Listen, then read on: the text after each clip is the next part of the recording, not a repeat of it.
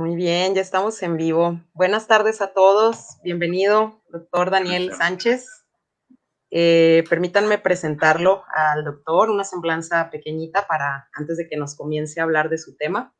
El doctor Daniel Sánchez Carvajal es biólogo egresado de la Facultad de Ciencias de la Universidad Nacional Autónoma de México y realizó estudios de maestría y doctorado en el Jardín Botánico del Instituto de Biología de la UNAM. El doctor actualmente es investigador con CONACYT en convenio con la Universidad de Guadalajara y miembro del Sistema Nacional de Investigadores, bueno, de investigadoras e investigadores nivel 1. También es miembro de la Sociedad Botánica de México desde el 2011, ya tiene bastante rato el doctor. Especialista en sistemática de cactáceas y morfología de plantas vasculares, son sus líneas de investigación. Y además el doctor está interesado en sistemática vegetal, delimitación de especies, hay una tarea bastante complicada, biogeografía, evolución de caracteres, anatomía y embriología vegetal. El doctor cuenta con alrededor de 20 publicaciones de artículos arbitrados con factor de impacto, más de 10 años de experiencia docente, dirección de alumnos de licenciatura y maestría y diversas participaciones en congresos nacionales e internacionales. El título de su charla será El género Echinocereus, historia natural de un pequeño cactus columnar. Pues en nombre de la Sociedad Botánica les damos la más cordial bienvenida a todos quienes nos ven y pues bienvenido doctor, muchas gracias. Gracias Mane por la presentación y buenas tardes, noches a todos. Bueno, voy a comenzar. Claro que sí. Solamente indícame si ya se ve en pantalla completa, Mane, por favor. Todavía no debería de tardar en verse en pantalla completa. Digo, para que disfrutemos más de las diapositivas. ¿Se supone que ya está? Se supone que ya está. ¿Puedes adelantar? A ver si así reacciona. No. De hecho, no adelanta ni va para atrás. Déjame. Sí. No hay ningún problema. Aquí somos bien pacientes.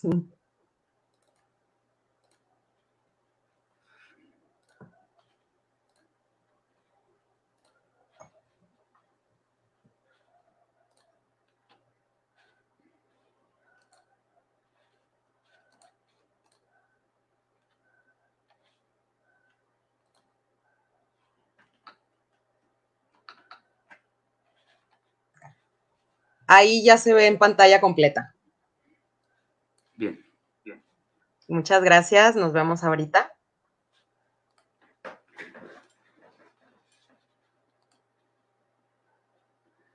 Bueno, buenas noches a todos. Gracias a los que están presentes y a los que se vayan agregando a la plática.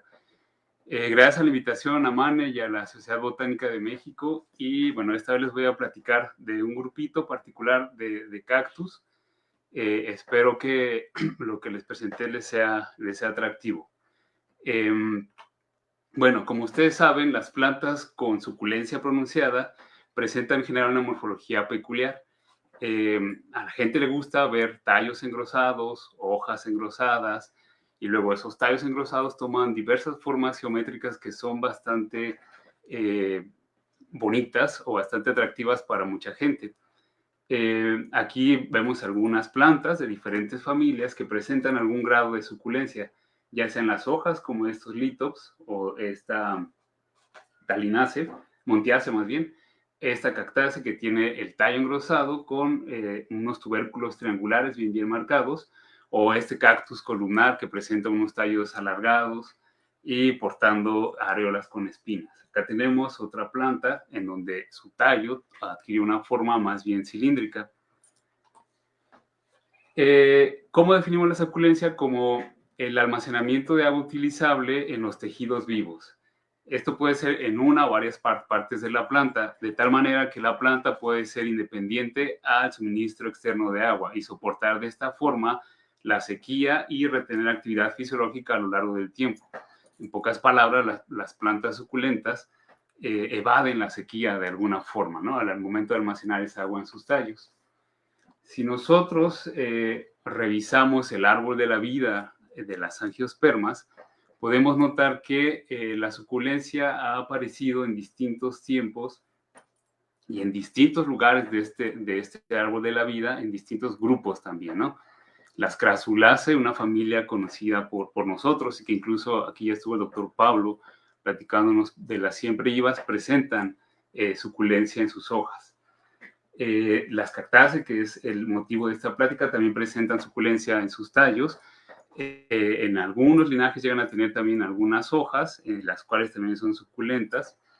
Las Asparagaceae muestran suculencia en sus hojas también.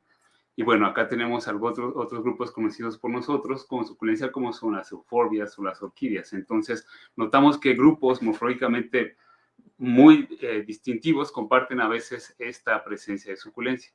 De la misma forma ha surgido la suculencia en distintos lugares del mundo. Obviamente esto asociado a los patrones climáticos que existen en este sitio, y generalmente la suculencia está asociado a lugares o hábitats en donde el agua es un impedimento o el agua está en escasez o se relaciona de alguna forma por el clima. Nuevamente aquí vemos el árbol de la vida de las angiospermas y podemos notar también que la suculencia en muchos casos va acompañada de modificaciones en su fisiología. En este caso están marcadas en azul aquellas linajes o grupos que han adquirido o han cambiado su fisiología típica C3 a C4, y en verde algunos que han cambiado su fisiología a una fisiología de tipo CAM. Los cactus tienen fisiología de tipo CAM. Esta fisiología CAM tiene algunas modificaciones en el tiempo en el que meten al cuerpo de la planta el dióxido de carbono, y tiene que ver obviamente con el clima en el que estas plantas están adaptadas. Aquí vemos un esquemita en donde se muestra el típico esquema de fisiología de fotosíntesis tipo CAM, en donde notamos que en el día los estomas están cerrados, de tal forma que la planta no puede meter CO2 a través de los estomas. Los estomas obviamente se cierran para poder evitar la pérdida de agua. El estoma abre en la noche, y cuando el estoma abre, entonces puede entrar ese CO2. Ese CO2 inmediatamente es capturado por la PEP carboxilasa y agrega a una cadena de 3 carbonos, agrega uno más, y esa molécula de 4 carbonos es almacenada en la vacuola de la célula vegetal, y ahí se queda hasta el siguiente día. Una vez que la planta amanece y comienza a salir el sol y se da cuenta que ya está en el día, esta molécula de 4 carbonos tiene una decarboxilización, y entonces libera otra vez esa molécula de 3 carbonos y libera también el CO2. En ese momento, el CO2 puede entrar al ciclo de Calvin y tomar la energía que típicamente se genera durante la fase luminosa. Entonces, ahora sí, ese CO2 que fue liberado sin necesidad de abrir estomas durante el día es agregado al ciclo de Calvin y se genera la molécula de azúcar que es utilizable para las plantas. En pocas palabras, la suculencia no solamente va acompañada del aumento de almacenamiento de agua, sino también de este cambio en la fisiología que hace mucho más eficiente tanto el uso del agua como el uso del carbono. En realidad es súper interesante que un análisis basado en una filogenia que está datada, es decir, que nos muestra aquí debajo en el eje de las X el tiempo. Aquí vemos 50 millones de años hasta 0 millones de años, y al mismo tiempo sobre esta filogenia podemos ver, sobre esta filogenia datada podemos ver algunos componentes climáticos que han sido documentados a lo largo de mucho tiempo. En gris podemos ver la concentración de CO2, y de la misma forma, aquí en azul podemos ver el promedio de esa oscilación de datos que se han obtenido de la concentración de CO2. Lo que podemos notar es que se sabe que en el Mioceno medio o Plioceno hubo un descenso de la temperatura global.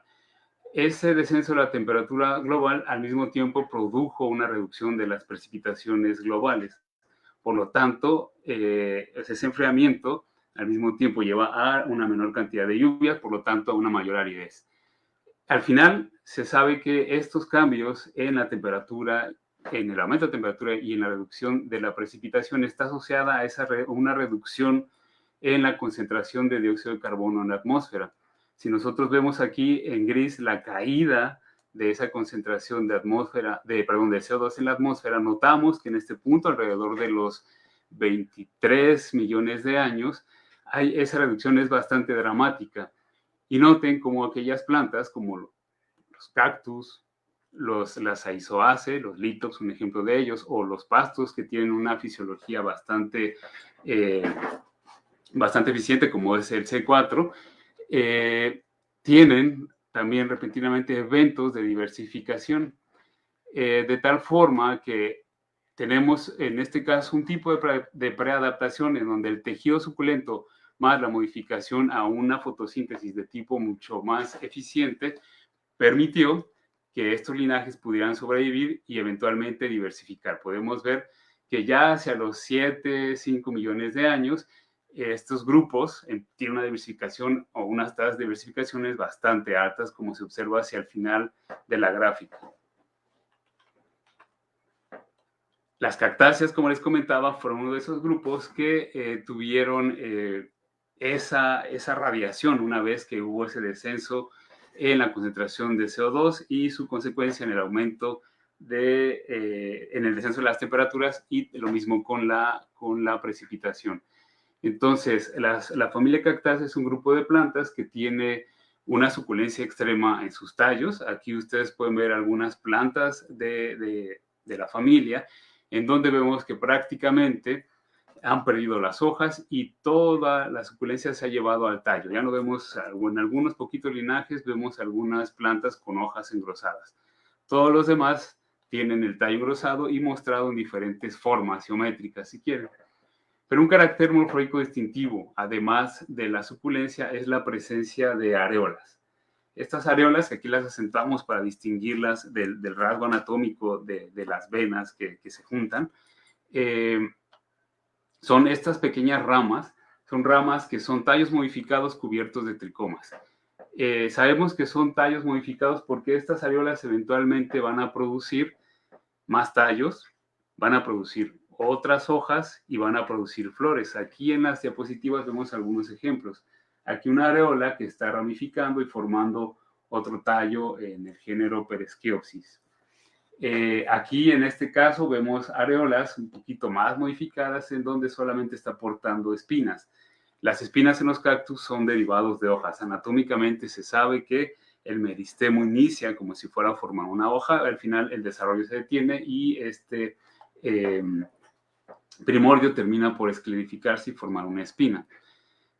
Aquí tenemos en este caso una areola en Lophoceros scotti, en donde vemos una areola formando flores, ¿no? Entonces, claramente las areolas están funcionando como si fueran otras ramas, ¿ok? Con los entrenudos sumamente cortos. Otra definición de una areola podría ser un braquiblasto. La familia ha diversificado en estos últimos 30 millones de años y ahora reconocemos son 5 subfamilias. La subfamilia Leuenbergeroideae, Peresquioideae, Opuntioideae, Maiguinoideae y Cactoideae. En México tenemos representantes de estos 4 y no de Maiguinoideae, aunque, bueno, esta familia Peresquioideae en realidad son plantas que han llegado aquí porque se cultivan. Ustedes podrán notar que las primeras 2 subfamilias que nombré son cactus con hojas. No son grupos relativamente diversos, pero bueno, es interesante notar que estas 2 subfamilias que en el árbol de la vida de los cactus aparecieron en linajes tempranamente diversificados. Entonces, inicialmente los cactus eran plantas que tenían hojas y areolas. Después, una vez que la aridez se hizo más extrema, las hojas se pierden, la suculencia se va al tallo, favoreciendo una mayor eficiencia en el almacenamiento del agua y obviamente de la fotosíntesis. La familia Cactaceae está representada en México por alrededor de 1800, perdón, en México no, en el continente por 1800 especies y en México alrededor de 700 a 800 especies. También dependiendo del catálogo que ustedes revisen, pues podrán notar ahí algunas diferencias, pero bueno, actualmente se reconocen cerca de 60 géneros en el país. De las 5 subfamilias que les mencioné, la subfamilia Cactoides es la que agrupa cerca del 80% de la diversidad de especies de cactáceas. Y de la misma forma, también la tribu Opuntioide contiene una buena diversidad de estas plantas. En México hay 4 tribus diversas o bien reconocidas, uno perteneciente a la subfamilia Opuntioide y perteneciente a la tribu Opuntiae, que prácticamente son los nopales. En México tenemos alrededor de 90 a 100 especies de nopales, igual habrá que revisar los listados y los criterios con los cuales reconocen a estas especies, pero bueno, es un rango que regularmente se reconoce. Y dentro de la tribu Cactoide tenemos 3 tribus sumamente reconocidas y bien diversas. Una es la tribu Hilosere, que representa a los cactus epífitos. Ahí probablemente reconocerán ustedes a Hiloserius undatus, por ejemplo, la planta que el fruto será la pitahaya. En la tribu Echinocere vamos a encontrar aquellas plantas que tienen como forma predominante de crecimiento formas columnares. Entonces, en la tribu Echinocere tenemos los cactus columnares de Norteamérica prácticamente. Y finalmente, en la tribu Cactae tenemos a las plantas que regularmente tienen formas de crecimiento cilíndricas o cortamente cilíndricas y también muchas globosas. En este caso, pues son las típicas biznagas, mamilarias, coryphanthas, echinocactus, todas estas biznagas muy comunes en las zonas áridas o semiáridas de nuestro país. Aquí está un arreglo filogenético de estas tribus. Aquí encontraríamos a la tribu Opuntiae, aquí la tribu Cactae, que es la más diversa, y finalmente aquí tenemos en azul la tribu Hilosere y finalmente la tribu Echinocere, que aparentemente son grupos hermanos. Y bueno, llegando hacia el título de esta presentación, Echinocerius, un pequeño cactus columnar, vamos a definir qué significa ser un cactus columnar. Por ahí van a encontrar en la literatura un trabajo muy bonito que se llama El hábito y la forma de crecimiento en la tribu Cactae, la tribu de las biznagas. A pesar de que es la tribu Cactae, el trabajo es bastante claro en indicarnos que el hábito, la forma de vida y el crecimiento son conceptos completamente diferentes. En el hábito nos referimos a la forma general de la planta y es un concepto establecido desde hace mucho tiempo. En este encontramos hierbas, arbustos, árboles y los bejucos, que en esta imagen no está considerada, pero bueno, se los estoy mencionando. Las hierbas son aquellas plantas, son plantas en general pequeñas y que no generan leño, o si acaso comienzan a generar un poco de leño, son plantas anuales y terminan por morir. Los arbustos son plantas que no superan los 3 metros de altura y estas sí generan leño, sí tienen crecimiento secundario, mientras que los árboles son plantas que regularmente superan los 3 metros, tienen un tronco bien definido, en contraste con los arbustos que ramifican desde la base. Acá no, acá tenemos una ramificación mesótona o acrótona, es decir, a la mitad o hacia arriba, y también tenemos formación de leño. Por otro lado, la forma de vida es un concepto más bien ecológico y que tiene que ver con la posición de los brotes durante las épocas desfavorables o las épocas en donde la planta no crece. Y aquí tenemos términos como las plantas fanerofitas, camefitas, geófitas, etc. Entonces, aunque mucha gente tiende a usar estos conceptos de manera equivalente, en realidad no es correcto hacerlo. Y finalmente, la forma de crecimiento queda definida como una relación entre la longitud y el diámetro de las ramas, en este caso para los cactus, la longitud y diámetro de las ramas, que nos permite ver ciertas figuras geométricas en las formas de su tallo. Eso es prácticamente la definición de una forma de crecimiento y es donde nosotros vamos a poder agrupar el término columnar. Columnar se refiere a formas de crecimientos en donde la longitud es 5 veces mayor a el diámetro del tallo. Y hay que tener cuidado, esta definición de columnar la estoy asignando yo para esta tribu Echinocere.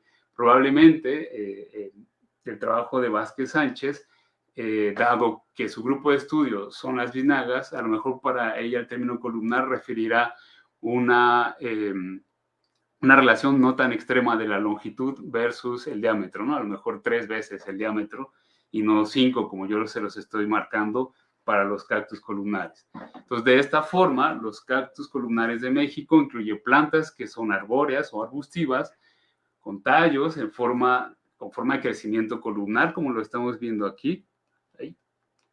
Y en este caso vamos a encontrar géneros bastante conocidos o comunes para nosotros, como son el género Pachycereus, Cephalocereus, Lophocereus, Stenocereus, Mitilocactus, ¿no? Y si los conocen por nombres comunes, pues son los cardones, los viejitos, los órganos, los pitayos o los garambullos. Ahí vamos a encontrar esta diversidad de cactus columnares. Tradicionalmente, los cactus columnares de México, o si quieren incluyan a Norteamérica, algunos géneros, 3 géneros habitan también el suroeste de los Estados Unidos, se han agrupado en la tribu Pachycere. Si ustedes revisan las publicaciones de hace algunos años, gran parte de los títulos que ahí ustedes pueden leer incluyen la palabra Pachycere, refiriéndose a la tribu que agrupa a estos cactus columnares. Aquí está un análisis de la forma y función, un análisis fitogeográfico, análisis filogenéticos y otra vez mencionando la tribu Pachycere. Recientemente notarán que algunos trabajos relacionados con investigaciones de los cactus columnares de Norteamérica comienzan a utilizar como el nombre de la tribu Echinocere, y de hecho yo en las diapositivas anteriores nombraba la tribu Echinocere y no Pachycere. Aquí es una pequeña imagen en donde podemos observar estos caracteres, en donde tenemos las flores, las escamas y los podarios con espinas. Aquí claramente podemos nosotros observarlos en este Pachycereus Pringley o en este Stenocereus queretaroensis. Y aquí agrego 2 fotografías más del género Cereus para poder hacer un contraste entre estas flores con podarios que tienen tricomas o espinas versus estas que están más bien desnudas, ¿no? Estos pertenecen a la tribu Cere, un grupo que, si bien sí tiene representantes en México, son más diversos en Sudamérica. Pero bueno, regresando entonces a Echinocere o Pachycere, ¿cuál es el nombre correcto para la tribu? Hasta antes del año 2000 se asumía que la tribu Pachycere estaba compuesta por géneros o linajes de arbustos o de árboles columnares, obviamente, pero de crecimiento más o menos grande o masivo. Y en otra tribu estaba agrupado el género Echinocereus o Bergerocactus, que son plantas con flores diurnas, con tallos un poquito más delgados y con formas de crecimiento mucho más cortas. En el momento en el que aparecen las filogenias moleculares, aquí les puse una de las primeras, que es de Wallace y Gibson, los taxónomos de cactáceas se dan cuenta que tanto Echinocereus, Bergerocactus, Peñocerius, otros grupos que estaban en la tribu Echinocere por tener flores diurnas, tallos pequeños, etcétera, se anidan o se agrupan con el resto de los cactus columnares, que estos que son bastante grandes, ¿no? Entonces, pues se asume que todos ellos forman un solo grupo monofilético. El asunto ahora es cómo nombrarlos, Pachycere o Echinocere. La tribu, tal cual el nombre Pachycere, fue propuesto por Franz Buxbaum en 1968, si mal no recuerdo. Y bueno, una de las primeras tribus que menciona es la tribu Pachycere. Aquí está, propuesta por Franz Buxbaum. Después, en unas páginas más adelante de su trabajo, aparece la tribu Echinocere para agrupar estos géneros que yo les mencioné hace un rato. Pero si notan, Franz Buxbaum propone esta tribu, pero atrás tiene aquí el nombre de Britton y Ross, quienes ya habían usado el nombre de Echinocere, o el de Echinocerius como tipo de este nombre, para asignar una subtribu dentro de la tribu Cere. Entonces, no es más que una transferencia o una modificación de ese concepto original de Britton y Ross, el que está proponiendo Franz Buxbaum. En ese sentido, esta tribu Echinocere tiene prioridad sobre Pachyscere, de tal forma que Echinocere debe de ser el nombre de la tribu preferido, dado los lineamientos del código de nomenclatura para hongos, algas y plantas. Pues tenemos que utilizar por prioridad el término Echinocere. Y me parece que en adelante será, o más comúnmente lo estaremos encontrando en trabajos que estén involucrados con la tribu de cactáceas columnares de Norteamérica. Y entonces veamos quién es Echinocerius. Echinocereus es una planta o un género que fue descrito en 1848. Dependiendo otra vez la revisión que ustedes tengan, es una planta que tiene alrededor de 70 hasta 80 especies, y igual habrá que revisarlas con cuidado, pero son arbustos porque forman leño, no son hierbas porque no se mueren, a pesar de que deje de llover un par de años, ahí estarán aún de pie con la suculencia que ellos tienen, manteniendo cierta actividad fisiológica, y forman un leño muy pequeño, pero lo están formando. De tal forma que se consideran arbustos con una forma de crecimiento cilíndrica o cortamente cilíndrica. En general, aquí pueden ver que a pesar de que la longitud es más grande o tiene una mayor magnitud que el diámetro, en realidad no la supera por mucho. En Echinocerius observamos plantas de hasta 50 centímetros de longitud y no más de 15 centímetros de diámetro. Obviamente, como están dentro de la tribu Echinocere, y ya dimos la definición, pues presentan flores y frutos con areolas. Aquí pueden ver las flores de este Echinocereus acífer con los podarios llenos de tricomas y espinas. Y en los frutos también observamos esos tricomas y espinas bastante claros. Y otro carácter importante para reconocer a Echinocerius es que presentan una semilla tuberculada. Carácter que no mencioné ahí, pero que también es muy importante para reconocer a Echinocereus, es la presencia de mucílago. Los Echinocereus tienen mucho mucílago. Y si nosotros traemos un guante o ya estamos acostumbrados a agarrar espinas que no son tan punzantes, podemos incluso apachurrarlos y sentir que son suavecitos, como si tuviéramos ahí una esponjita. Así son los Echinocereus de suaves por los canales de mucílago que presentan. Aquí les pongo un par de fotografías. Él es Engelmann, que fue quien describió el género. Después, más adelante se les dijo y lo propuso después como subgénero de Cereus, pero después lo retomó como género. Y aquí tenemos a Schumann. Y Schumann es un autor que me gusta destacar porque fue, a pesar de que su concepción de hacer sistemática era bastante tradicional y él tomaba los caracteres que a él le parecían los más importantes para reconocer los grupos, lo hacía de una manera bastante atinada, y también él circunscribe al género Echinocereus solo para agrupar plantas de México y de Norteamérica, bueno, más bien de Estados Unidos.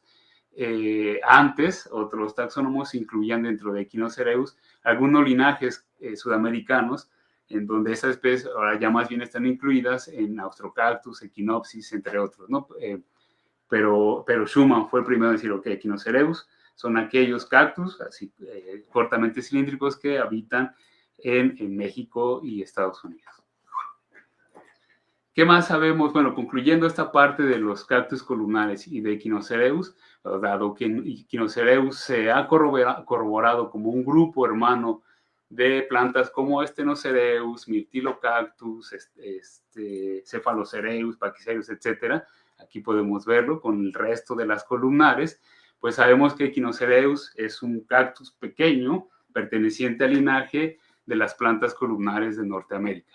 Y esa fue la razón por la que titulé esta charla como el pequeño cactus columnar. En etimología, su etimología de Echinocereus significa pues proviene del griego equinos, que significa erizo, y del latín cereus, que significa velaucidio, ¿no?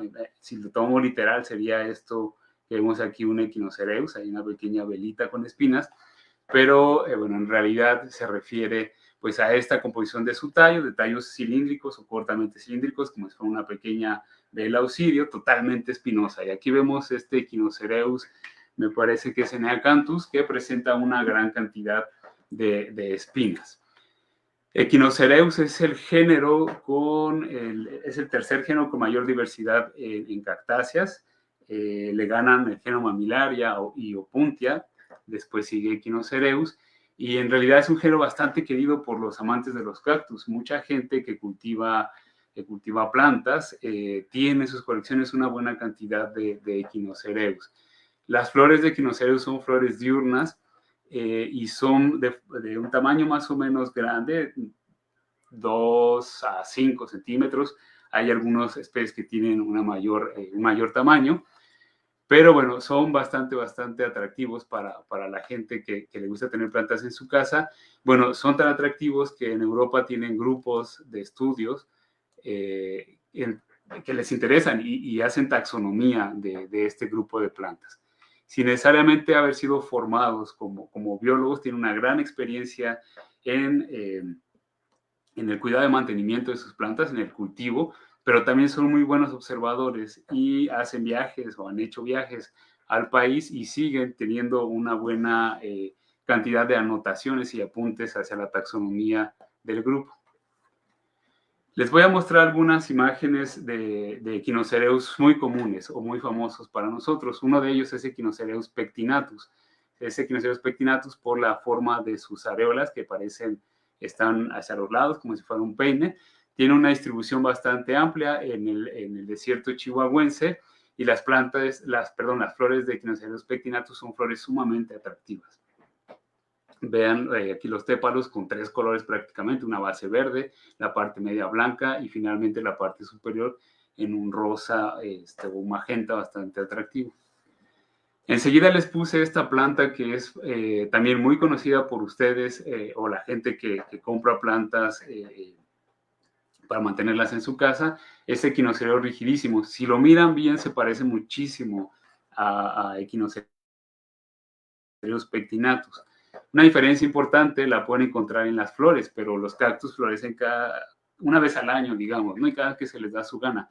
Entonces es difícil reconocer entre uno y otro grupo. Pero si nosotros vemos las areolas, ustedes podrán notar que Equinocereus rigidissimus tiene un surquito aquí, no tiene espina central. Mientras que si ustedes ven a Equinocereus pectinatus, ahí están las espinitas centrales, bastante claras en sus areolas. Y ese es un carácter que permite diferenciarlo rápidamente, aun cuando solamente tengamos el tallo.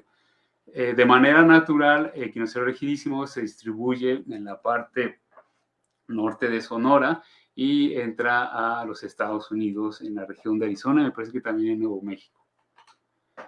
Otro cactus bastante común, aunque los tallos no son tan bonitos y de hecho espinan bastante, es Equinocereus pentalophus, pero noten las flores de Equinocereus pentalophus son bastante bonitas y atractivas. Equinocereus pentalophus también tiene una distribución bastante grande. Lo encontramos desde el sureste de los Estados Unidos, por toda la Sierra Madre Oriental, baja a algunos puntos del desierto chihuahuense y llega prácticamente a la Ciudad de México. Hay colectas en la Sierra de Guadalupe.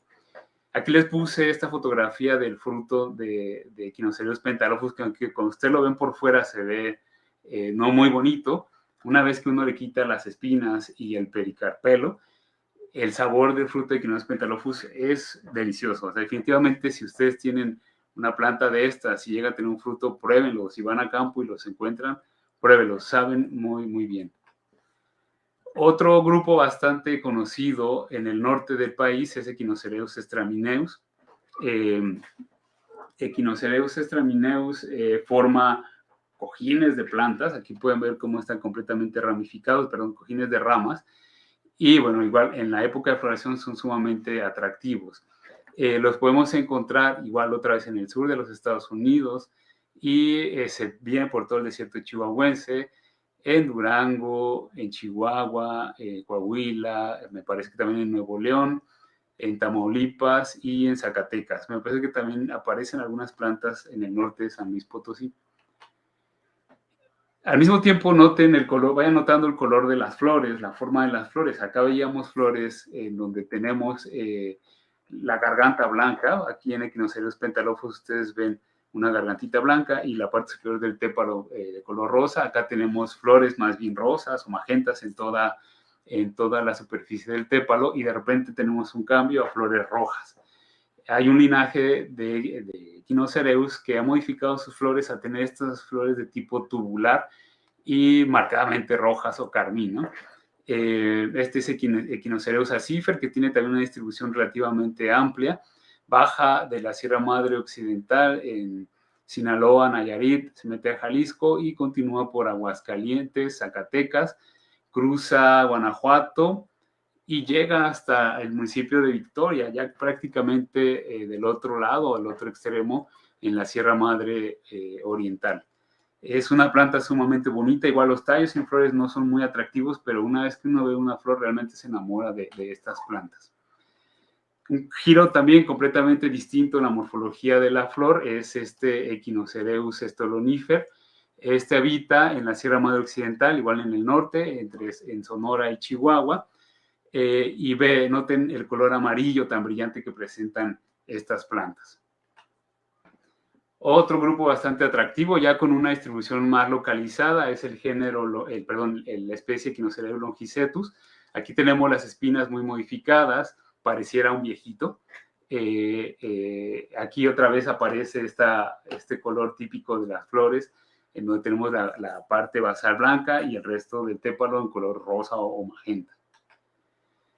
Echinocereus brandegii es un cactus o una especie de Echinocereus que vamos a encontrar distribuida en la península de Baja California, ya la mera frontera entre Baja California y Baja California Sur, y particularmente común en Baja California Sur. Noten el monstruo que es esta planta, con espinas bastante esclerificadas, espinas planas, muy agresivas, pero cuando florece es un espectáculo completamente. Vean el número de lóbulos del estigma, que es bastante bonito, a diferencia de las otras plantas que observamos.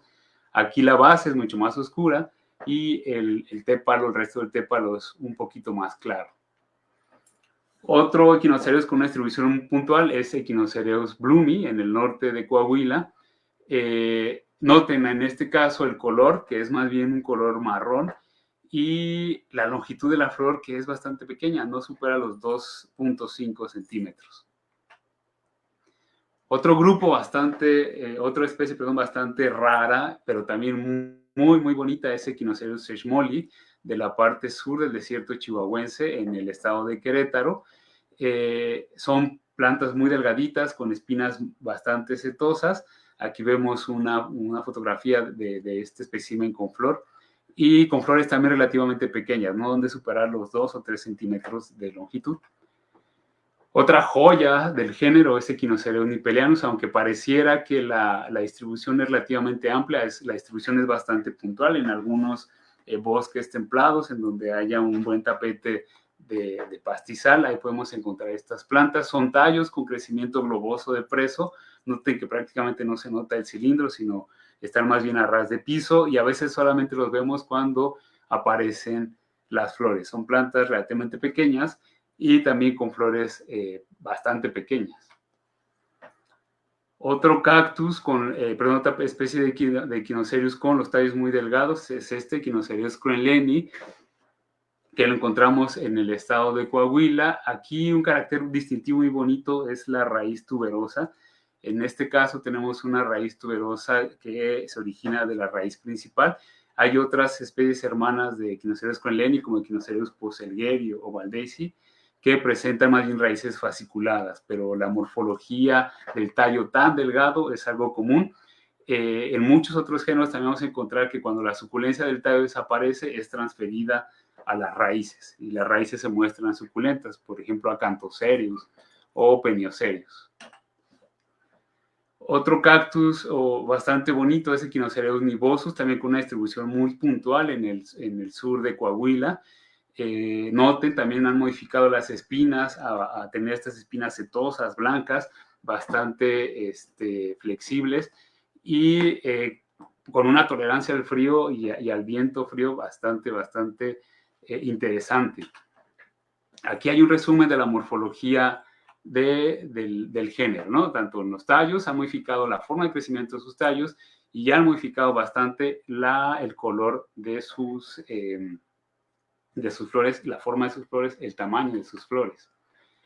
Respecto a la sistemática del género, solamente, bueno, hace algunos años había un par de problemas. Había autores que excluían de Echinocereus a Wilcoxia, a estas plantas con tallos más bien delgados, muy delgados, con las raíces tuberosas, y también excluían a este género endémico de Baja California Sur, que presentaba tallos postrados, incluso colgantes, y obviamente son columnares por la relación que les comenté, pero con un hábito de crecimiento bastante distintivo y con flores adaptadas a polinización por colibrí. Otros autores deciden incluir a estos dos linajes dentro de Echinocereus y las filogenias eran contradictorias, mientras que uno sugería que Echinocereus pensilis, que vemos acá arriba de flores rojas, no debería pertenecer al género. Otros análisis sugerían que sí pertenecía al género. Entonces, en ese momento, lo que decidimos trabajar es un análisis filogenético para corroborar si la inclusión o exclusión de estos géneros podrían convertir a Echinocereus en un grupo natural. Los resultados de un análisis filogenético haciendo solamente secuencias, son seis secuencias de cloroplasto, nos indican que Echinocereus pensilis, lo ven acá afuera, no debe formar parte del género, o no forma parte del género. Aquí vemos a Echinocereus, al resto de los integrantes de Echinocereus. Aquí vemos todos aquellos que eran incluidos dentro del género Wilcoxia, o al menos Echinocereus sección Wilcoxia, aquí aparecen, pero Echinocereus pensilis aparece más bien hermanado con otros linajes hermanos como lo son Stenocereus, Isolatocereus, etc. También podemos observar aquí en los colorcitos que, dado que es un grupo diverso, ya se habían propuesto otras cajitas que los taxónomos llamamos secciones, son cajitas por debajo del género. Y bueno, Hahn y Taylor habían propuesto una clasificación infragenérica para Echinocereus, y podemos notar que no necesariamente esa clasificación infragenérica se recupera una vez que se hacen los análisis basados en secuencias. ¿Qué carácter nos permite corroborar a Echinocereus pensilis más bien a Echinocereus como grupo hermano de otros columnares, y particularmente de este clado que incluye a Myrtilocactus, a los garambullos, a los pitayos, etcétera? Pues la presencia de estas células con taninos en las estructuras florales. Este grupito de aquí, de Echinocereus, Stenocereus, etcétera, van a presentar estas células con taninos, ya sea en el funículo, en el propio óvulo o en la base de los estambres, mientras que el otro grupo de columnares formado por Pachycereus, Cephalocereus, Bergerocactus no presentará este grupo, más bien este tipo de células con taninos. Entonces es por eso que nosotros decimos que estos dos grupos, el grupo Stenocereus, Myrtilocactus, Isolatocereus más Echinocereus, forman una subtribu dentro de la tribu Echinocere. Luego, ¿qué diferencias encontramos entre Echinocereus y Echinocereus pensilis? Las diferencias son bastante claras o marcadas. La mayoría de las especies de Echinocereus va a tener estigmas verdes, mientras que Echinocereus pensilis tiene estigmas de amarillos a crema. Otro carácter importante es que Echinocereus pensilis en su epidermis presenta cristales de sílice, y ese carácter es compartido con otras especies de Stenocereus, mientras que en Echinocereus no vemos esos cristales de sílice en la epidermis. Finalmente, o al menos las especies que habíamos visto florecer de Echinocereus mostraban este carácter bastante particular, en donde los botones rompían la epidermis del tallo justo por arriba de las areolas, mientras que Stenocereus o Morangaya, que era el nombre que se le había asignado como género a Echinocereus pensilis, muestra que los botones surgen justamente, o los brotes, sobre las areolas y sin romper la epidermis, como se observa en Echinocereus. Cuando nosotros mapeamos este carácter en esta filogenia molecular, de acuerdo a la literatura que hemos revisado, había aparentemente un grupo de Echinocereus, los cuales habitaban en Baja California, que no tenían, o al menos la literatura mencionaba que no presentaban estas yemas que rompían la epidermis. Britton y Ross ya lo habían mencionado en su monografía de 1922, y Taylor igual lo menciona, aunque dice que no todos los Echinocereus, y él decide llamarle a este carácter como yemas errumpentes, es decir, que rompen el tejido para poder salir. Aquí en esta publicación obviamente esto nos llamó la atención y decidimos trabajar el desarrollo de estas yemas errumpentes para saber qué estaba pasando. De manera externa podemos notar que cuando se acerca la época de floración, por ahí de enero, febrero, en las areolas justamente por arriba comienza a asomarse un chipotito. Es bastante claro. Una vez que ese chipote o brote ha crecido lo suficiente, incluso adelgaza la epidermis y finalmente brota o irrumpe, como lo menciona Taylor. Aquí podemos ver una yema floral, el cual está rompiendo el tallo. Aquí vemos una yema más bien vegetativa, el cual también está rompiendo el tallo. Puede notar aquí la cicatriz que dejan esos brotes una vez que la flor o el fruto se caen, y que prácticamente no modifica la areola. La areola sigue intacta en su número de espinas. Y aquí vemos una imagen de este microscopio electrónico de barrido, donde también vemos esa rotura de la epidermis. En Morangaya, el linaje que es separado de Echinocereus, podemos notar claramente que el brote surge dentro del perímetro de la areola. Prácticamente no hay duda, y en el microscopio electrónico de barrido vemos ese carácter bastante claro.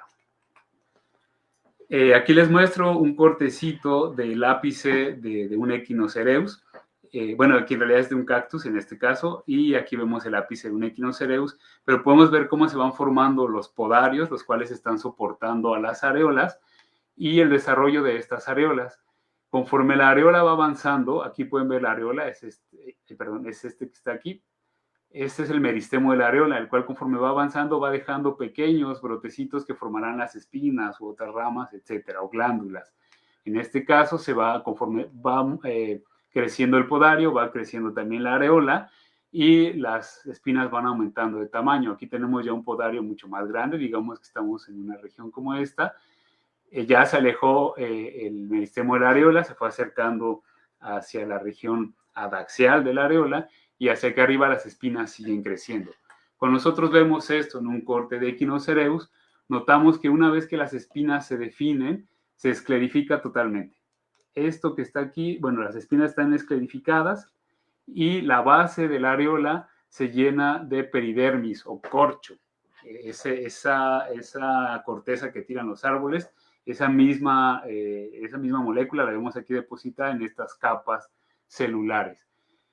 La deposición de esas capas de corcho obviamente hace que esto se convierta en un tejido muerto, y que prácticamente aquí ya no pueda crecer nada más. En Echinocereus es imposible volver a ver espinas brotando de las areolas, mientras que en otros géneros, en donde no hay deposición de corcho en las areolas, a veces se vuelven a activar los meristemos y vuelven a crecer espinas nuevas. Eso no lo vemos en Echinocereus. Hasta ahora las plantas que yo he visto, observado, nunca he visto espinas nuevas. Por arriba de esa areola que está suberizada en su base, observamos el meristemo de la areola, así como lo veíamos en el esquemita que se iba a la región superior del podario o de la propia areola. Aquí también lo vemos, noten, ahí está muy bonito, y notamos que el tejido que está creciendo por acá arriba está creciendo de forma diferencial y mucho más rápido. Lo que nosotros proponemos, y ya no alcanzamos a obtener ese corte, acá hay otro trabajo de Vogt que también se quedó en ese punto. Lo que proponemos es que el tejido seguirá creciendo hasta cubrir por completo este meristemo, de tal forma que cuando por fin el meristemo decide convertirse, o esta yemita decide convertirse en una nueva rama o en una flor, pues tiene que romper para poder mostrarse y abrirse camino. Este es un aclaramiento de una areola, y pueden ver ahí la yema adentro muy cómoda, bastante calientita, sin sufrir las inclemencias del tiempo. Aquí es un corte con una yema madura, noten que aún no rompe, pero ahí está por debajo, más bien está brotando por arriba de la areola, pero asociado siempre a la areola, porque al final esta yema pues proviene del desarrollo de la areola, aunque ya no pudo quedarse aquí arribita o aquí de manera superficial, porque la areola quedó sellada por peridermis. Finalmente, la yema va creciendo hasta definirse como una yema floral o una yema vegetativa, y entonces es justamente cuando vemos al brote romper o ser irrumpente. ¿Qué sucedía con los cactus que observábamos en Baja California? Lo que notamos de primera instancia es que las yemas que ellos forman, aquí están, las podemos ver, son bastante pequeñas. O sea, de entrada no es fácilmente reconocerlas como yemas irrumpentes. Entonces teníamos que hacer a fuerza la anatomía. Y aquí vemos, del lado izquierdo son cortes de Echinocereus brandeyi, citado como una planta con yema no irrumpente, y de este lado Echinocereus maritimos. Bueno, los cortes nos permiten ver una cosa, que la peridermis, que es justamente la base de la areola, y también la peridermis que presenta el tallo, son rotas una vez. Aquí pueden ver los restos de esa peridermis, cómo estaba aquí completita y de repente está discontinua. Aquí un resto de peridermis y de repente está discontinua. Lo mismo acá, aquí se ve bastante claro la peridermis, aquí se rompe y acá está el otro pedacito roto. Cuando vemos el corte, aquí está roto y aquí está roto.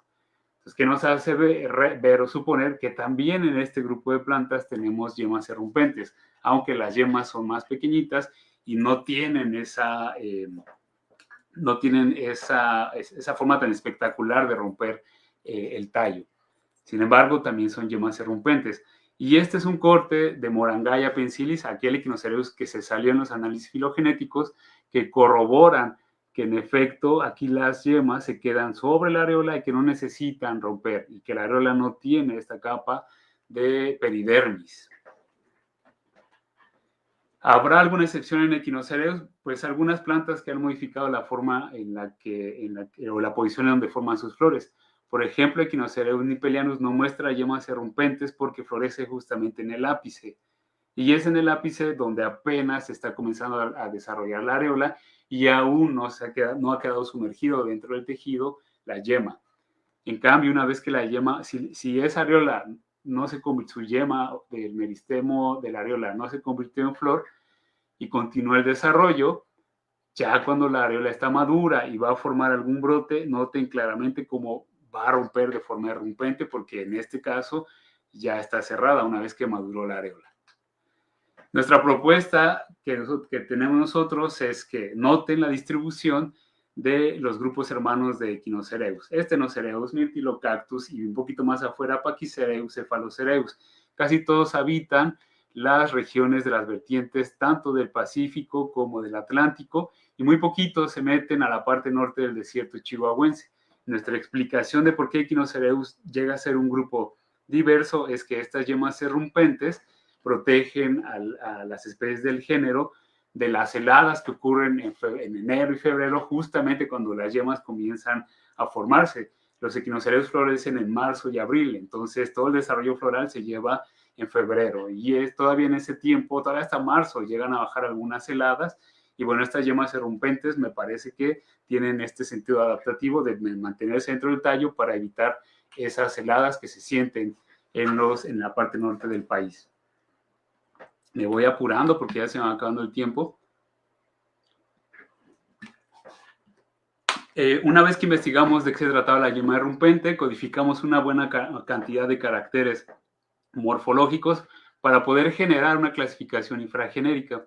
Aquí vemos la flexibilidad de la espina, la forma, el tamaño del tubo, el color de los tépalos, la posición y tamaño de los nectarios, la presencia o no de unisexualidad, frutos secos contra frutos carnosos, la presencia de estos taninos en los tejidos florales, la ornamentación de las células de la testa de la semilla, fueron caracteres importantes y que participaron en un siguiente análisis filogenético que nos permitió definir ciertos grupos morfológicos hacia adentro de Echinocereus. Uno de los que se recupera es la sección Wilcoxia, ya no como género, como esa cosa que agrupaba algunos Peniocerius, algunos Canthocereus, eso ya no existe, sino Wilcoxia dentro de Echinocereus, el cual agrupa plantas con raíces tuberosas, tallos muy delgados, tallos leñosos, eso es importante. Tiene la madera de estas plantas son fibrosas, los frutos que son elípticos y semillas que no tienen bien diferenciadas las paredes y parecen que forman cadenitas. Aquí vemos la distribución del grupo. En el desierto chihuahuense, una especie llega al desierto de Sonora y bueno, tiene una distribución disyunta bastante interesante. Otro grupo que logramos reconocer es la sección Costati, en donde vemos a Echinocereus cineracea, Straminaeus, Rayonescensis, Berlandieri, etcétera, y todos ellos tienen en común que cuando nosotros fijamos esas plantas, tienen un color café, y es porque están llenas de taninos. Si nosotros hacemos un corte, podemos ver los tépalos de estas plantas llenas de taninos, entre otros caracteres que podemos distinguir. La sección Costati es particularmente diversa o habita el desierto chihuahuense, partes de la Sierra Madre Oriental y aquí algunas cañaditas que se meten en la Sierra Madre Occidental, pero con influencia del desierto chihuahuense. Otro grupo que podemos reconocer es la sección Erecti por presentar flores sumamente grandes con un tubo ensanchado aquí en la parte superior, tal como observaríamos en Echinocereus pectinatus, Echinocereus fendleri o Echinocereus daciacanthus. Las flores de este grupo son bastante distintivas. Además, el tubo de estas flores tiene unas espinas también bastante largas y agresivas y tricomas muy cortitos. Otro grupo distintivo es la sección Trilochidiati. No, la verdad no esperábamos otra cosa. Aquí tenemos tubos muy delgaditos, flores tubulares, y aquí claramente vemos una tendencia a polinización por colibríes. Este grupo es particularmente diverso en la Sierra Madre Occidental. Noten que estos prefirieron diversificar en esta región y también tiene una buena diversificación en la parte del sur de los Estados Unidos. Sabemos que Echinocereus se diversificó hace entre 7 y 3 millones de años, en promedio sería alrededor de esos 5. Para ese tiempo ya estaba bastante definida la estructura geológica del país, salvo la formación de la faja volcánica transmexicana, el resto de las montañas ya estaba formada. Y bueno, con los procesos de aridez y de glaciaciones, Echinocereus logró diversificar durante estos 5 millones de años. Son plantas con tallos cortos, entonces rápidamente florecen, en 4 o 5 años ya están floreciendo, por lo tanto las generaciones tienen ciclos de vida bastante cortos, lo cual hace tasas de diversificación mucho más rápidas.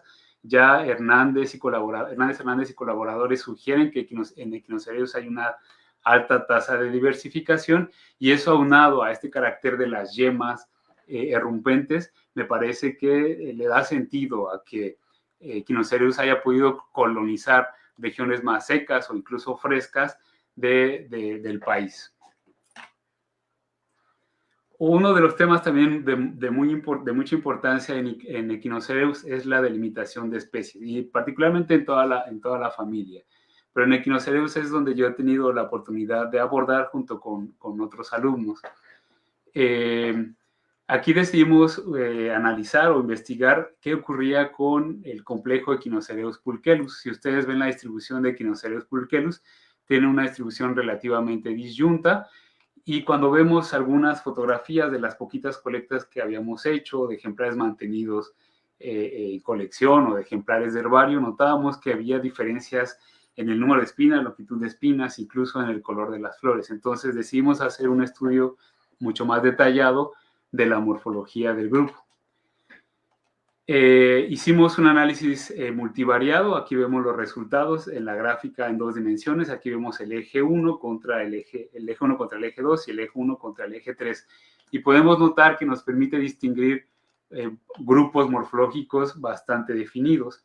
Este análisis estadístico nos recupera de manera significativa o con diferencias significativas a 4 subespecies. En este caso, aquí están encimadas la subespecie Canthocetus y Sharpie, pero cuando vemos el siguiente eje, en donde otros caracteres están presentes, notamos que estos se separan. Entonces, en resumen, los cinco grupos morfológicos previamente propuestos son estadísticamente diferentes. El problema es decir, bueno, ¿dónde hacemos corte? Todos representan especies o está bien seguirla reconociendo como subespecies, con una morfología bien distintiva. Incluimos otras especies cercanas a Echinocereus como Echinocereus palmeri, Echinocereus chisosensis, Echinocereus schereri, Echinocereus pamanesi o primolanatus, que tanto en las filogenias como en las clasificaciones tradicionales aparecían cercanamente, morfológicamente, a Echinocereus pulcherus. Cuando, además de los caracteres métricos o de variables cuantitativas, agregamos un grupo de caracteres cualitativos como el tamaño del fruto, la forma de las semillas, etcétera, entre otros, la presencia de raíces tuberosas, etcétera, logramos recuperar este fenograma en donde notamos que la primera definición o separación como especies ocurre con Echinocereus schereri y Echinocereus reichenbacki, especies que típicamente han sido reconocidos en gran parte de los tratamientos del género, y aquí establecimos nuestro corte. Y este corte nos permitió reconocer 4 especies y una de ellas con 2 subespecies.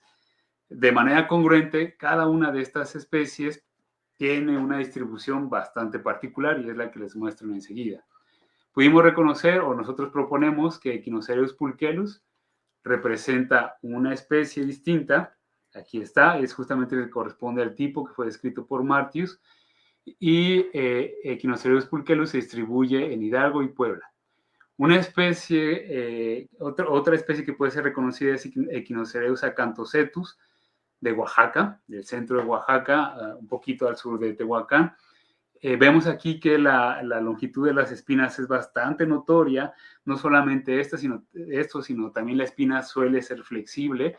Los diámetros son notablemente más pequeños y con plantas de 1 o 2 centímetros ya florecen. Aquí pueden ver las fotografías y están distribuidos cerca de, o existe una distancia así a vuelo de pájaro de alrededor de 100 kilómetros de distancia. Entonces decidimos separarlas como especies distintas. Acá en el norte tenemos a Echinocereus sharpi y vemos que este grupo está adaptado más bien a suelos yesosos. Tenemos un mayor número de costillas. Aquí yo las contaba hace un rato para ser contundente y son alrededor de 19 costillas, mientras que las otras especies llegaban a 10, 12. Las flores son completamente en un color mucho más claro, blancas, incluso cremas en algunos individuos, y la flor presenta un tubo mucho más abierto respecto a las otras flores que están un poquito con un tubo mucho más cerrado. Y finalmente, estamos aquí en Nuevo León, con Echinocereus sharpi, y del otro lado, en Zacatecas, Aguascalientes y San Luis Potosí, encontramos a Echinocereus bembergi con una areola bastante larga, es una areola más bien elíptica, con espinas bastante gruesas y con flores también con un tubo bastante abierto. Entonces, en este sentido, dado que los hábitats parecen ser bastante distintos, la morfología de las flores, costillas, longitud de las espinas, número de espinas eran bastante distintivos y su distribución disyunta decidimos separarlos como especie. Tenemos algunas tareas pendientes, al menos para los Echinocereus de México, como es el análisis del número cromosómico. Aquí tenemos la propuesta de una nueva especie, Echinocereus relictus, en donde, si bien es muy parecido a Echinocereus engelmani, tiene algunos rasgos morfológicos que permiten distinguirlos, aunque parecieran continuos, pero tiene un juego cromosómico diferente al que tiene Echinocereus engelmani. Entonces es importante analizar los números cromosómicos en bastantes grupos y nos permitirá tener mucho más claridad respecto a la taxonomía de estos. Hay a otra gente que les interesa el género de distintas aproximaciones. Por ejemplo, aquí a Michael Lang le interesan estos nombres misteriosos, así le llaman, ¿no? Entonces publica este trabajo, dice, por favor, algún historiador, alguna persona que trabaje o haya estado cercano a estas personas, por favor búsquenme. Y él busca los nombres o la gente a la que fue dedicada estos Echinocereus. Echinocereus burnelli, Echinocereus milleri, Echinocereus davisi, entre otros. En realidad él propone alrededor de 6 a 7 nombres, en donde él está buscando la historia de la gente a la cual se les dedicó el nombre, ¿no? Lo cual me pareció algo bastante interesante. Acá vemos, por ejemplo, un trabajo en donde es un trabajo de visitantes florales en Echinocereus coccineus, en donde bueno, la gente se la pasó tomando la tasa de visitas, el tipo de visitantes, la cantidad de néctar, etcétera, para poder observar si hay algún tipo de tendencia a lo largo de un gradiente altitudinal y, bueno, sobre todo definir los polinizadores que están aquí interactuando con la planta. Y aquí les muestro yo algunas fotografías de esos visitantes casuales que a veces uno observa cuando visita las plantas. Aquí vemos esta mosca, acá vemos una mariposa, pero al mismo tiempo va llegando una abeja de estas que tiene un color metálico. Y les pongo la fotografía de este Echinocereus acífer con flores de 10 a 12 centímetros. Y yo me pregunto, ¿alguien de ustedes ha visto un colibrí o una polilla que tenga en la suma de su pico y su lengua o su sola espiritrompa una longitud de este tamaño? Si alguien lo ha visto, por favor, que nos mande una foto, porque debe ser impresionante el animal polinizando a esta planta. Y finalmente, lo que estamos buscando o lo que necesitamos en este caso es pues justamente hacer esos trabajos de taxonomía, estos trabajos de visitantes florales, trabajos de evolución de nicho, investigaciones sobre bancos de semilla, como aquí menciona, investigaciones sobre análisis de divergencia genética, investigaciones sobre demografía de ciertos cactus en donde las poblaciones son muy pequeñas. Todo esto para aterrizarlo en la conservación de estas especies, particularmente de Echinocereus, que son los que les presento en esta plática. Les mostré unas fotografías de Echinocereus nivosus, se conoce de 2, 3 piquitos por ahí. De Echinocereus croenleni se conoce de 2, 3 poblaciones en Coahuila. De Echinocereus mapimiensis se conoce de una sola localidad en Coahuila. De Echinocereus metorni, que bien no puse las fotos, bueno, por ahí anda. Se conoce de algunas montañas en el límite entre Coahuila y Chihuahua. Entonces, ese tipo de trabajos son sumamente importantes para poder establecer el estatus de conservación de la especie y poder tener algún tipo de efecto sobre las leyes mexicanas y favorecer la conservación del género Echinocereus, que lo había olvidado, pero el nombre más común que encontramos para esta planta es el término de alicoches. Entonces, para la conservación de los alicoches. Y bueno, eso es lo que les preparé, o la información que tenía preparada para esta plática, y no traté de hacerla tan larga, que aún así me pasé un poquito. Muchísimas gracias al doctor Daniel por tan magnífica explicación. Ya investigué y parece ser que son 16 especies las que hay en Nuevo León de alicoches. Hay que hacer ejemplares de todos. Excelente. Bueno, pues aparte de los saludos, las felicitaciones de los colegas de trabajo tan extenso y tan minucioso, bueno, tenemos también preguntas. Si alguien también tuviera algún comentario o pregunta, lo pueden ir dejando en la parte de comentarios. Pues dice el doctor Eduardo Ruiz Sánchez, bueno, felicita al doctor Daniel. ¿Cuántas especies de Echinocereus están en alguna categoría de riesgo? Lalo, no tengo Lalo, buenas noches. No tengo el dato exacto, dado que ha cambiado un poquito la taxonomía de algunas de ellas, ¿no? Por ejemplo, Echinocereus pulquelus está en la NOM como en categoría de riesgo, pero ahora sabemos que son mucho más especies y habrá que incluirse esos nombres, ¿no? Por ejemplo, Echinocereus acanthocetus, ayer que estaba revisando las fotos me encontré una en donde a 3, 4 metros ya estaban construyendo una casa, ¿no? Y justamente al ladito del panteón. Entonces es difícil saber qué va a pasar con esta población, que no son muchas, ni son muchas plantas. Entonces habrá que proponer algunas. Yo estimo que no más de 20, 25 especies están nombradas en la NOM en una categoría de riesgo.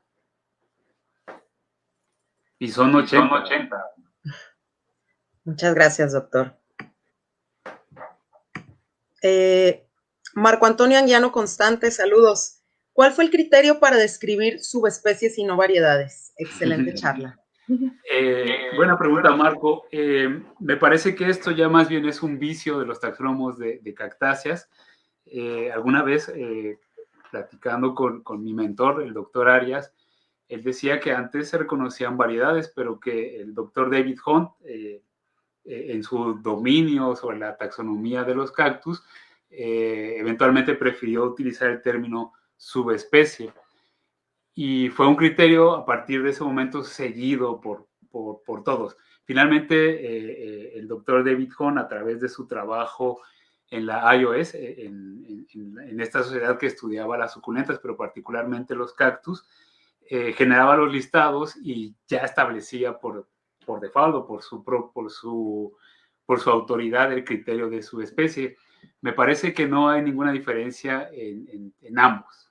En al menos yo ahorita no recuerdo alguna otra familia, ni siquiera en las compuestas, en donde se utilice el término subespecie, sino prefieren o siguen utilizando el término variedades.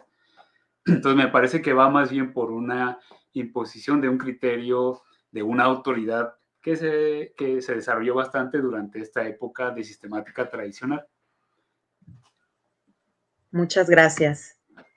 Isaura Rosas pregunta que si en estas flores con tubos muy largos no será más bien un murciélago pequeño. Quizás la antesis también es nocturna. En este caso, la antesis es tanto diurna como nocturna, es decir, en este caso no cierran. Hay unas poquitas especies de la sección Trilochidiati que tienen tonos mucho más claros y sí tienden a cerrar durante el día cuando hace mucho calor y ya por la noche abren. Entonces, en ese caso sí esperaríamos algún tipo, si no de murciélago, sí de polillas. Me parece que está muy cerrado el tubo como para que entre la nariz de los murciélagos, pero pues necesitamos aquí un chico, un tesista valiente que quiera tomar por la noche a las poblaciones. Aquí en Jalisco hay un grupo de quinocereus con tubos largos y rojos, y podemos dejar cámaras, etcétera, ¿no? Y logran realmente ver la frecuencia de visitantes y tratar de ver cuál es el polinizador efectivo de estas plantas. Fabuloso, sería un tema bastante interesante. Oniro Pioleón, saludos. Hola Daniel, ¿qué nos puedes comentar sobre la identidad y distribución de Quinocereus coercianus y su variedad gruberianus? Saludos y muy buena charla. Gracias, Pío. Me parece que bueno, yo he conectado los dos. Se distingue de Equinocereus acífero, Equinocereus huicholensis, porque tiene una mayor cantidad o al menos coercianus tiene una mayor cantidad de costillas y las espinitas son muy delgadas. Y luego cuando vemos surgir la flor, ¿sigo ahí? De repente no me escucho. Okay. No, sí, solo quité la presentación para que se vea mejor tu cara respondiendo. Perdón. Entonces, bueno, un carácter distintivo de Quinocereus coercianus es que la flor es un poquito zigomórfica y el tubo va cambiando como de verde a un rojo casi guinda, ¿no? Bastante intenso. Las flores no son tan largas como las que vemos en Equinocereus acífer. Y bueno, me parece que está bien su reconocimiento como subespecies o variedades, como quieras llamarlo, dado que pareciera que mantiene una distribución más o menos continua. Es decir, esas pequeñas diferencias entre gruberianus y coercianus, si mal no recuerdo, gruberianus tiene igual menos costillas, sigue siendo tallos más o menos largos, a lo mejor las espinas un poquito más largas, pero al final pareciera así ser un continuo en su distribución y que no amerita separarlos como especies distintas. Creo que eso es mi opinión al respecto. Yo no he tenido posibilidad de meter gruberianos a un análisis filogenético como para saber cómo está la variación de sus secuencias, y recientemente lo pude colectar y por ahora no veo quizá una diferencia mayor. Creo que también Coerecianus prefiere las partes altas ya del BTC, mientras que Gruberianus le gusta claramente el bosque tropical caducifolio, pero insisto, me parecería, salvo tu opinión, que tú que colectas más por allá, que tienen una distribución más continua. Muchas gracias. Soleni Parra manda saludos desde Venezuela y agradece la presentación. Y tenemos otra pregunta de Nahum Uribe Arteaga. Excelente charla, felicidades. Es un tema interesante el de los meristemos errumpentes, sobre todo porque no son únicos al género en Cactaceae. En Lophophora también están presentes. Ya me habían comentado esto. Bueno, en primera, la Lophophora florece de manera apical, entonces no podemos ver ahí la yema errumpente. Habrá que revisarlo con cuidado, Nahum, pero me parece que lo que tú estás viendo en Lophophora es que cuando sufres ciertos daños, ya sea porque fueron colectados, ya ves que a veces son colectados para las ceremonias, a veces son mordidos por algunos animales que ya pues se han adaptado un poquito a resistir el viaje, o simplemente la planta se enferma y el tallo empieza a morir un poco, que estos brotes provienen más bien del cambio vascular. Entonces, si tú tienes una planta que parece que está brotando de forma recurrente, hazle un corte y revisa desde dónde viene. Y me parece que en este caso, en Lophophora, vendrán justamente del cambio vascular, o sea, todavía más profundo. Y no sufriendo esta modificación, pero déjame revisarlo, mandamos una foto a todos en la página de la Sociedad Botánica de México, y de ahí vamos esclareciendo. Muchas gracias, doctor. Tico Desser, excelente presentación. Me gustaría preguntarle al doctor cuáles son las especies de Echinocerius que se encuentran en riesgo de extinción y cuál es el número de ellas que están protegidas por la NOM 059. Quedamos que como 25. Sí, la verdad no tengo el dato exacto, pero bueno, sería de buscarlo y se los comento ahí en la página de la sociedad donde Van está anunciando la presentación. Y bueno, alguna que seguro está en peligro de extinción, por ejemplo, es Echinocerius nivosus. Ahí era el más bonito. Yo nunca lo he visto, pero está precioso. Todo como plumosito. Así es. En algunos listados aparece Echinocerius longicetus, por ejemplo, con 3 subespecies: Longicetus longicetus, Longicetus freudenbergeri y Delete. Perdón, Delete. Delete igual está en unas montañas bastante puntuales, en la Sierra de la Paila.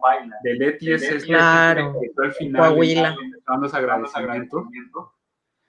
Y tiene las espinas petosas bastante torciditas. Un análisis morfométrico hecho por David Gómez Quintero separa a Echinocerius deleti de las otras dos. O sea, definitivamente deleti es distinto tanto por sus secuencias de marcadores de cloroplasto como en la morfometría.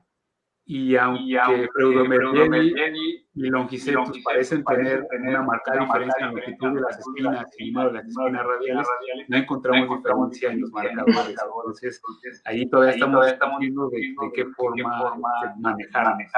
Pero Deleti, por ejemplo, que reconocemos como una especie, es otra especie que seguro está en peligro de extinción porque sus poblaciones son sumamente locales, muy puntuales.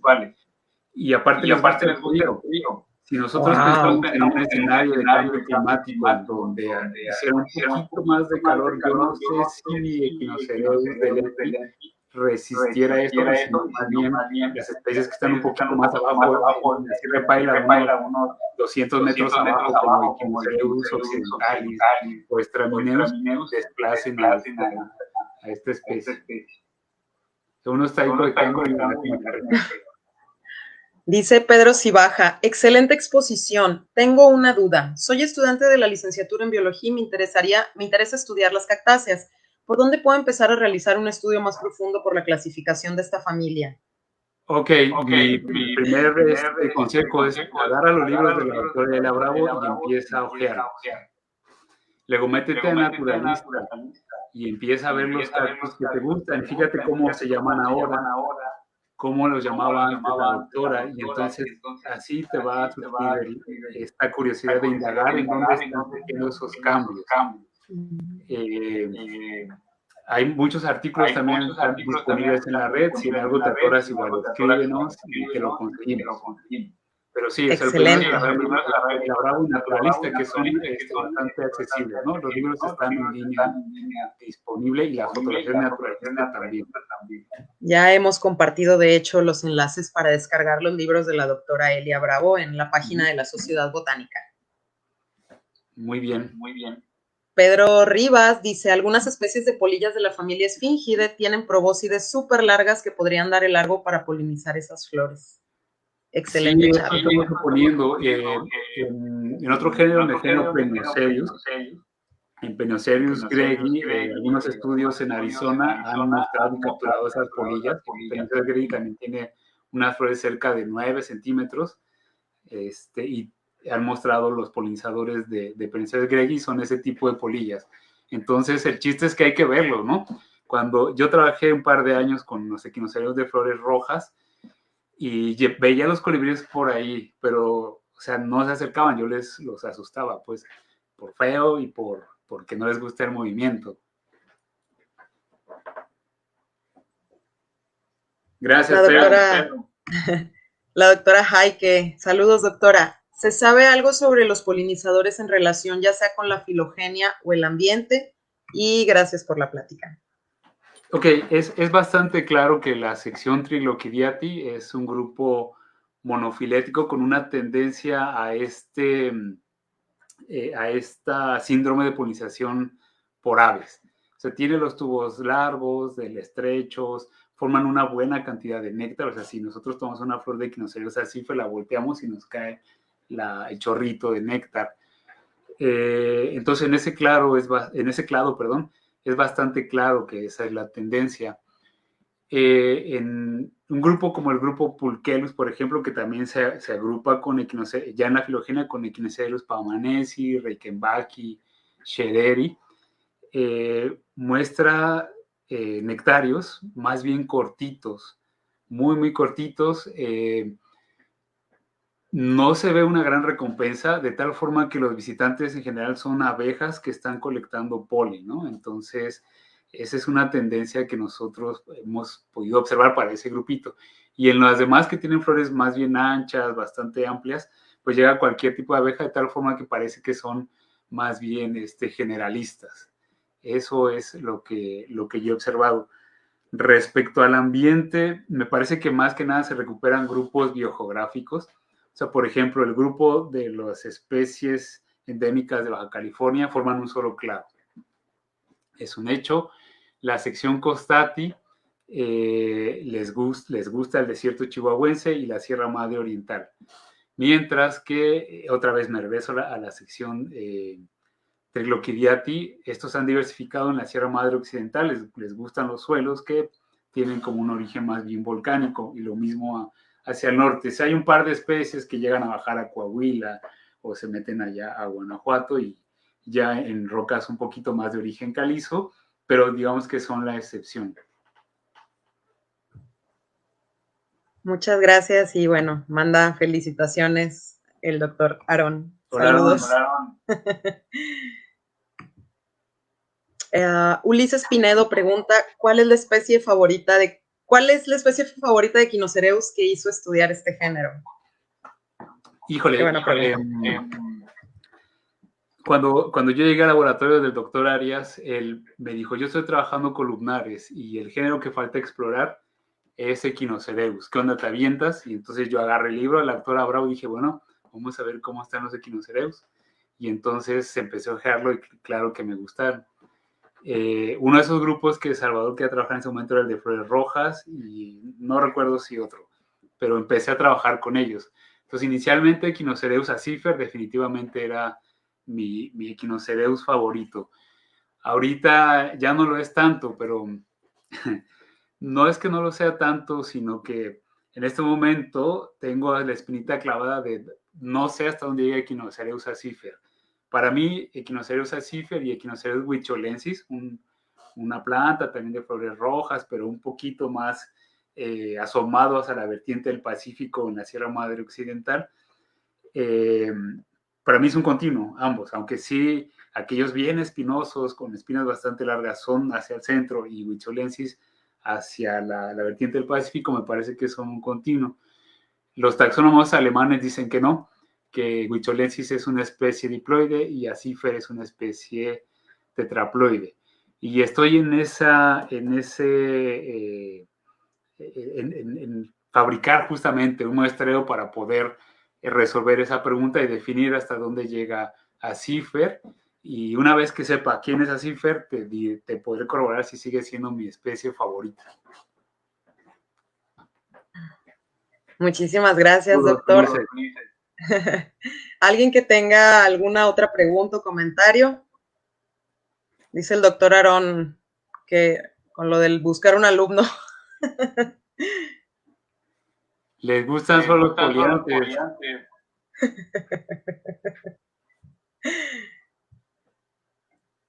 Qué bárbaro. Bueno, si alguien tuviera una última pregunta o comentario, si no, como quiera, las pueden dejar ahí y el doctor, pues a través de la página de la Sociedad Botánica de México, pues las puede ir contestando. Pues le agradecemos mucho al doctor por su tiempo, por su valiosa información que nos comparte y que además pues hace que sea bastante clara y bastante objetiva, pues para que la mayoría de las personas se acerquen a estos temas científicos de esta pues forma mensual a través de los investigadores que nos comparten pues principalmente su tiempo, ¿no?